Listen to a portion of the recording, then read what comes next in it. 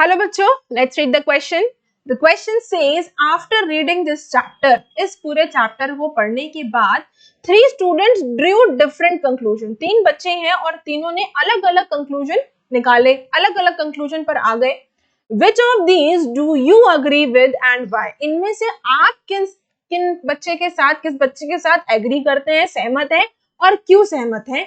Give your reason in about 50 words, यानी 50 शब्दों में आपको ये रीजन देना है।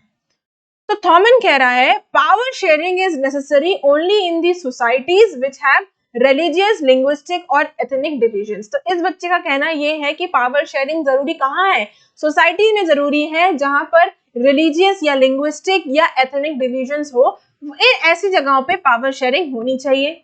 देन मथाई कह रहा है power sharing is suitable only for big countries that have regional divisions। तो इस बच्चे का कहना यह है कि पावर शेयरिंग वहीं पर सूट करेगी जो बड़े देश हैं, बिग कंट्रीज हैं और जहां पर रीजनल डिविजन्स हो।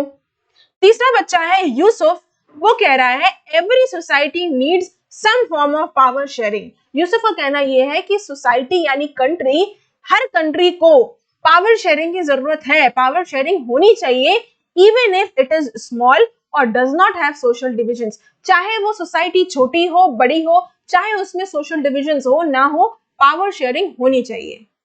सो the answer is I agree with Yusuf's conclusion. तो मैं यूसुफ के कंक्लूजन के साथ अग्री करती हूँ, which seems to be more logical and practical, क्योंकि मेरे हिसाब से जो यूसुफ कह रहा है वो ज्यादा लॉजिकल है एज वेल एज प्रैक्टिकल है। Power sharing is very helpful in reducing the possibility of conflicts and tensions even among individuals। Yusuf ने कहा कि चाहे वो सोसाइटी छोटी हो, बड़ी हो, चाहे उसमें सोशल डिविजन्स हो ना हो, बल्कि साथ साथ क्या, अगर किसी सोसाइटी में कोई कॉन्फ्लिक्ट है, कोई टेंशन है, किन्हीं लोगों के बीच में अगर टेंशन है, तो भी पावर शेयरिंग होनी चाहिए। पावर शेयरिंग से इसमें बहुत मदद मिलती है कि वो इस तरह के कॉन्फ्लिक्ट्स को जो लोगों के बीच में है, इस तरह के टेंशन्स को जो लोगों के बीच में है, उसको कम करती है। ऑन अ पर्टिकुलर इशू, किसी एक पर्टिकुलर मुद्दे पर there may be differences of opinion among the people.